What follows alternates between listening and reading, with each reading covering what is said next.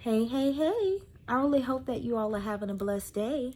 So, the reason why I'm on is you already know I told you I would be back today with the other half of the word.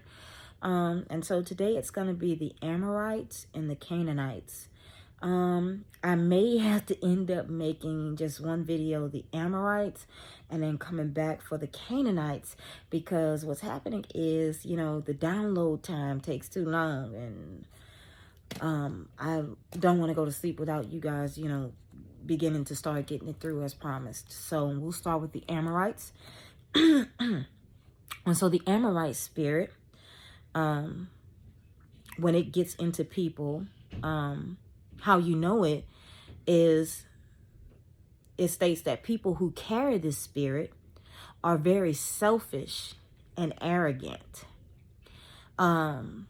The Amorite spirit means to speak against someone so as to boast about yourself, to speak in order to cast someone down, to murmur against another, to say something in a wrong spirit.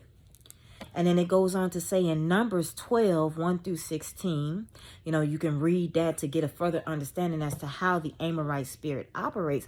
But it says when Miriam and Aaron spoke against Moses, it states God heard it. These two brought judgment upon themselves. They spoke because of envy and pride within themselves, out of context, out of the context of love.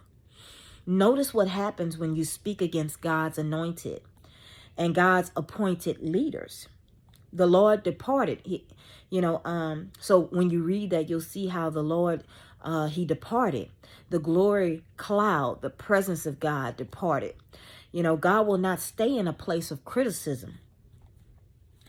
And it goes on to say that Miriam was stricken with leprosy, and the congregation stood still. They went not, to the places where they were supposed to go. They went nowhere. They were at a standstill, because even though Israel was stubborn-hearted, they realized that sooner or later, they realized that outside of God, they were nothing. If his spirit, if the cloud wasn't with them, because God followed them from a cloud. If his presence wasn't with them, then they couldn't do anything.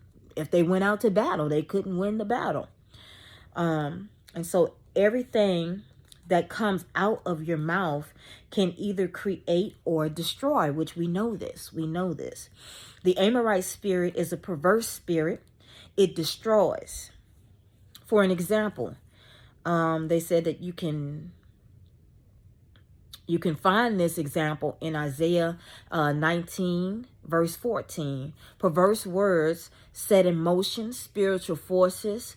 It says we must be mindful of how we speak and fight hard not to let what comes out of our mouth be perverse.